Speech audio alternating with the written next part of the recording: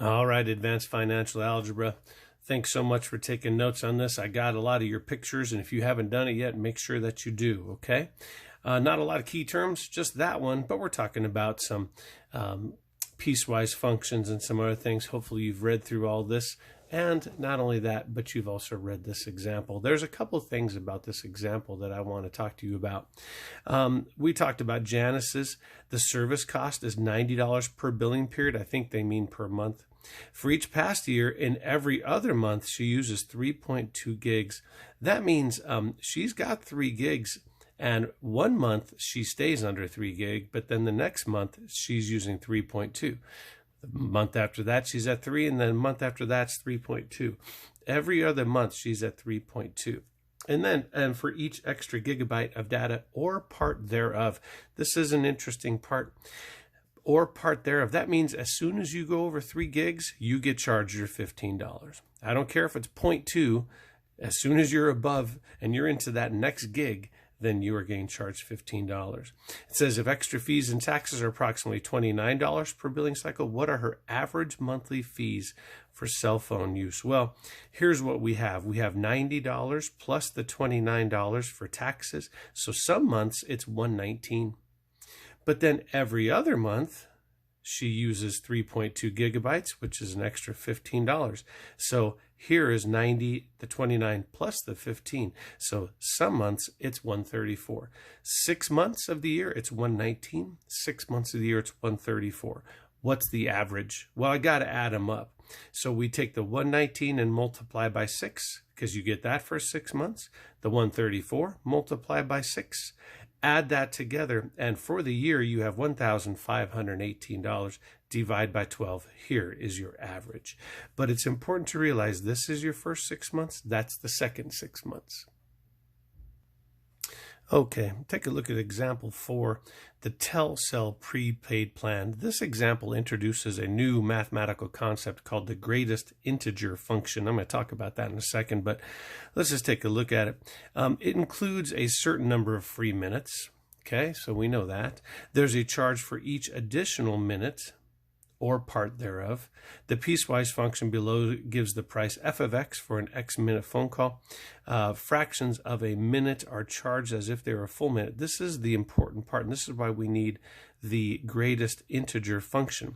Fractions of a minute are charged as if they were a full minute. That means if you only used a half minute of extra talking, then you're going to get charged for the full minute. You may as well use the full one and not the half for sure.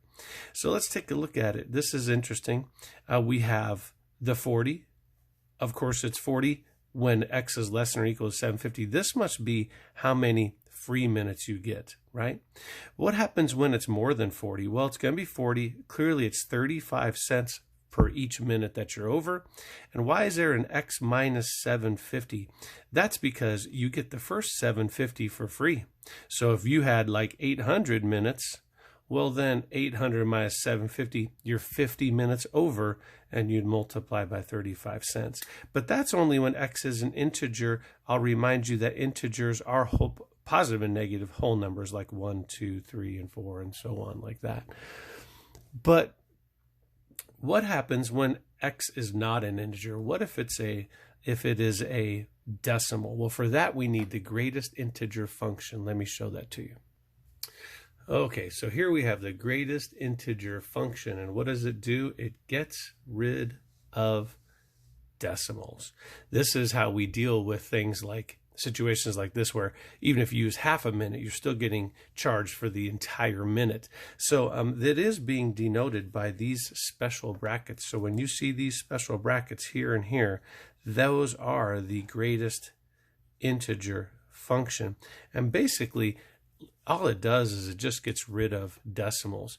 Here's what I know. I know that 10.5 minus 8 equals actually 2.5, but since it's the greatest integer function, we don't want any decimals. It's just 2. So it gets rid of the decimal. See?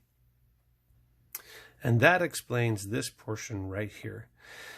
we have this greatest integer function here where we will get rid of the decimal, but we're going to have to add 1 right there. And why are we adding 1? That's because with that decimal gone, you're not paying for that portion of the megabyte. Add the 1 in there and you do pay for the extra megabyte. Okay, so that's what this is about. Now remember, the whole goal when you're looking at these is to deal with the constraints. Here's the $40. The $40, of course, that's how much your basic service charge is anyway. You get 750 minutes, so when X is less than or equal to 750, it's $40. Here are our constraints down here. Take a look. What happens when X is greater than 750 and it's an integer, like a whole number, like 759 or 801, then we're going to use this.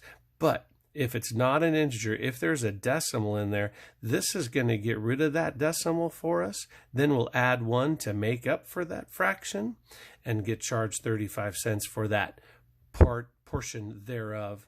What is this green 35 cents? That's how much it costs per megabyte. Okay, so now we've come to the homework. Today's homework's relatively small. We're going to do 3, 4, and 5. Each one talks about a piecewise function. It says here, if X represents the number of gigabytes used, express the monthly charge C of X of this plan as a piecewise function. To do that, your answer should look something like this answer here in example 3, which also looks a whole lot like what we were just dealing with here. So I'm going to ask you to try to write something that looks like that or looks like this. That is what your answer for number 3 will be, okay? What about number 4? Find the cost. Find the cost. That does not say to write a piecewise function, just simply do some multiplication. Then number 5, we have a piecewise function given to us with a greatest integer function right here. So be careful there. Actually, you don't have to be careful. You just do PEMDAS. You plug an M in there and you work from the inside out. That's all you're going to do. Please do A, B, and C. Use the piecewise function to calculate the cost. Remember, the keys are these right here. Those are the keys. The constraints tells you which one to use. So we're going to do 3, 4, and 5, and then we're going to do number 10. And number 10 is very similar to the first example that we did. It's asking for what does Janet pay annually? And it talks about phone bill averages. Pretty simple. So we're going to do 3, 4, 5, and 10. Take a picture of your work. Highlight your answers, submit it to the classroom. Thank you so much. I hope you guys are doing good. Look for my other videos. Thanks.